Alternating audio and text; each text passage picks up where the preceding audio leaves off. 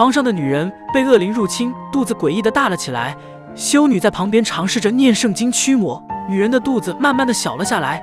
他们都以为恶灵已被成功驱逐，但晚上修女洗漱的时候，眼睛忽然疼了起来。她照着镜子想看看眼睛怎么回事。等她扒开眼皮的时候，看见眼珠上有一根毛毛，她用手指捏着那根毛想拿出来，没想到那根毛很长，另一端长在眼球里。她往外拔了很长才完全拔出来，居然是一根金色的头发。眼睛里怎么忽然长出头发了呢？她也满心的疑问，低头洗脸，想让自己清醒一下。这时旁边出现了一个黑影，恶魔已经盯上了她，而作为修女的她还毫无察觉。修女名叫阿珍，在一家教会医院做护工。这个爱心医院除了收治孤寡老人，还会接收一些被恶灵入侵的人。最近一个这样的小女孩被送了进来，女孩名叫小雪，是个孤儿，外表看起来很正常，完全看不出身上有恶灵。阿珍对这个可怜的女孩格外的亲近，因为小雪和她小时候的遭遇很像。阿珍幼年时妈妈也被恶灵入侵，她因此遭受了很多痛苦的折磨。后来母亲为了保护她，用残存的意识自杀在了浴室。就是因为这件事，阿珍才当了修女，以求帮助更多被恶灵骚扰的人。这天，阿珍帮老人擦拭身体的时候，没注意老人的血反向涌入了输液袋里。这时老人还哼起了一首歌，那是阿珍小时候母亲哼唱的摇篮曲。阿珍听了很是奇怪，就问老人 Where can I know that song? We've been waiting for you.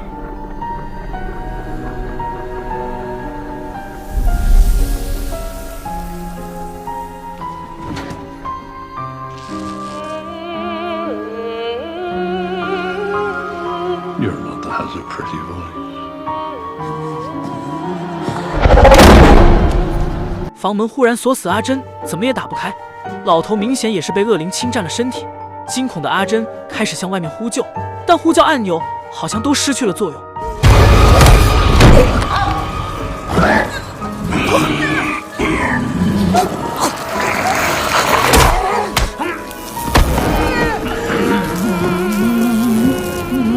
本来瘫痪的老人被恶灵控制后异常强壮，抱起阿珍跳起了舞，画面看起来非常诡异。阿珍拼命挣脱，把老人推倒在地。恶灵此时离开，老人明显不知道刚发生了什么。病房的监控把过程全录了下来。大主教看过录像后也察觉了异常，似乎恶魔是专门冲着阿珍来的。老嬷嬷建议把阿珍调回教会，但神父老黑却认为这么做没有用，恶魔可以追着阿珍到任何地方。最好的办法是让阿珍学会驱魔，这样既能保护自己，也能保护其他人。就这样，阿珍开始跟着老黑学习驱魔。驱魔本身一直是男教师的工作，阿珍是第一个被允许学习驱魔的修女。学了几天后，老黑带大家实习，实习的对象就是被恶魔入侵的小雪。练习生小黑和同学率先进去实操，小雪回头看向两人，从脸就能看出来，她体内确实有某种可怕的东西。观察窗外面站的阿珍看了也吓了一跳，而小黑他们念的经文好像并没有效果。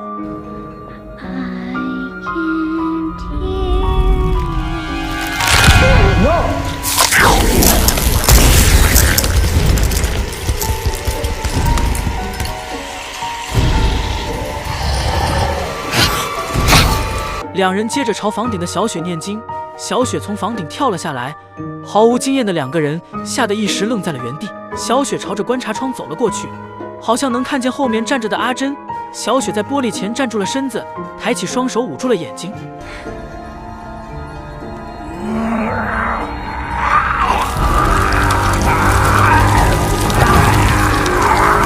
小雪的手背像长眼睛一样出现两个血窟窿，从里面爬出了很多小虫子。在场的都是第一次见这么诡异的画面。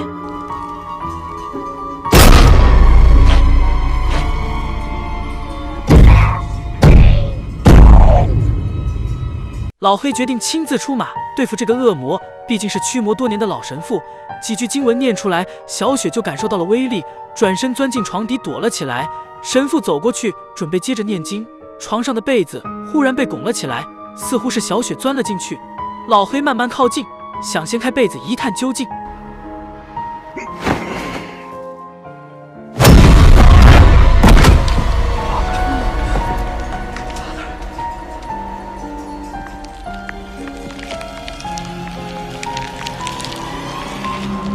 小雪站起来，定定地看着观察窗这边，看来恶魔的目标没有变，依然是阿珍。担心小雪的阿珍只能壮着胆子走了进去。小雪看见阿珍进来后，又开始低声地咆哮起来。阿珍呼喊小雪的名字，希望她心里还有人类的意识。旁边神父一直催阿珍念经文，但阿珍始终没念。他坚信心灵纯洁的小雪可以战胜恶魔。小雪在他温情的鼓励下，真的平静下来。Natalie, I'm here.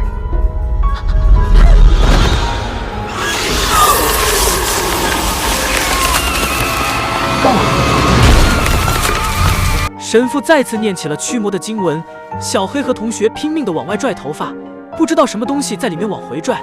神父让阿珍跟着自己一起念，几人合力才勉强占了上风。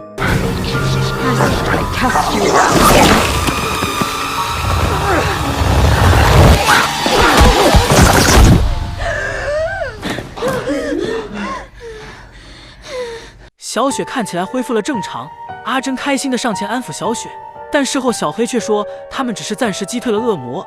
阿珍这时候才知道那恶魔并没有被消灭，小雪还是随时都有发作的可能。她去找神父求证，也得到了同样的答案。小雪的情况比她想象的要严重许多，教会准备把小雪送到梵蒂冈去，那里有更厉害的驱魔手段。但小雪能不能撑下来，就要看她的造化了。阿珍跑到病房，想再探视下小雪，发现门已经打不开了。问了护士才知道，去梵蒂冈前的这段时间，不允许任何人靠近小雪。就在阿珍准备找神父去理论的时候，小黑拦住了她。两个人接下来的谈话让阿珍改变了主意。原来小黑的堂妹怀孕被渣男甩了，女孩一气之下把腹中的胎儿也流掉了。强烈的内疚感让恶魔乘虚而入，现在女孩也被恶魔侵占了身体。小黑的意思是，他们可以私下去给堂妹驱魔，只要恶魔被打败，就能证明两人有救小雪的能力，小雪就不必被送到梵蒂冈去了。接着就是视频开头的一幕，恶魔确实在女孩身上显现出来。阿珍念了经文后，恶魔就消失了。接着他又感性地安慰女孩，说他理解失去孩子的感觉。看着阿珍动情的样子，似乎真的也失去过孩子。结束后，两个人在外面聊天休息。阿珍说起自己的身世，小黑才知道她确实有过孩子。福利院长大的阿珍怀孕后被赶了出去，教会收留了她，后来生下一个女孩，因为无力抚养孩子就被送了出去，这也成了阿珍心里永远的痛，所以她才会对小黑的堂妹格外共情。这种痛只有她们女人才能体会。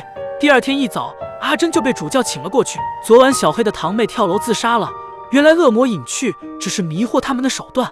等女孩家人放松警惕后，恶魔控制女孩跳了楼。阿珍因为这件事非常内疚，辞去护工的工作，回到教堂进修。这天，小黑到教堂来找阿珍。阿珍本来不想再听他说外面的事，但小黑过来是说小雪的事。原来转运小雪的时候发生了严重的事故。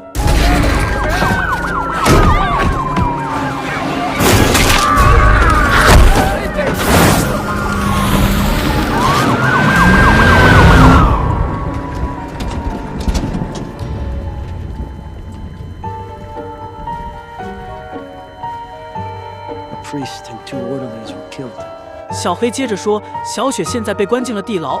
疑惑的阿珍问小黑为什么要告诉他这些，小黑就等他这句话，说着从兜里掏出一个十字项链。小雪当时手里就拿着这串项链，并特意要小黑把项链交给阿珍。阿珍对这串项链非常熟悉，因为这以前是她戴的项链。当年孩子要送出去的时候，她把项链放到了孩子身上留作纪念。看来小雪居然是她当年送走的女儿。既然是自己女儿，阿珍自然是不能坐视不管。她来到地牢中和恶魔谈判，只要恶魔能放过小雪，她愿意把自己交给恶魔。小雪听完后跑过来抱住了阿珍。I love you so much, Mommy.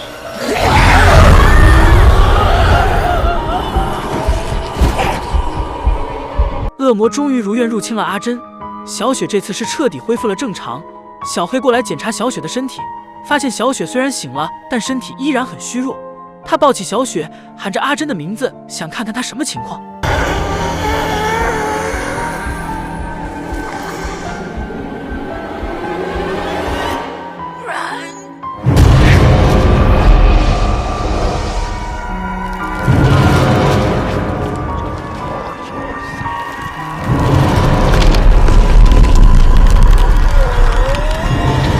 阿阿珍附魔，整个身体都飘了起来。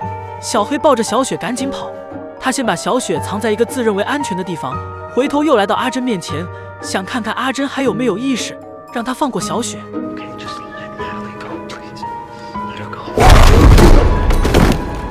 阿珍很容易就找到了小雪，并把小雪抓起来，准备按到水里淹死。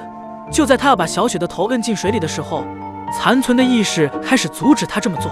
小雪抓住机会，挣脱跑到了一边。阿珍想重新夺回身体的控制，恶魔直接搞断了他的脚脖。这时候，小黑也已经醒了过来，他想撬开中间的铁门过去帮忙。阿珍忍着剧痛，拖着身体来到圣水旁，以一种可怕的姿势把自己泡进了圣水。小黑这时候也撬开了锁。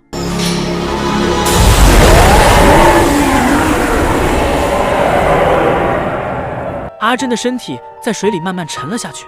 小黑过去把阿珍从水里捞了出来，恶魔终于彻底被消灭，纯真的笑容也再次回到了小雪脸上。红衣主教肯定了阿珍的能力，阿珍正式成为了一名驱魔师。影片最后，阿珍某天出门的时候遭遇了堵车，不远处一个老人定定地看着她，阿珍感觉有点不对劲。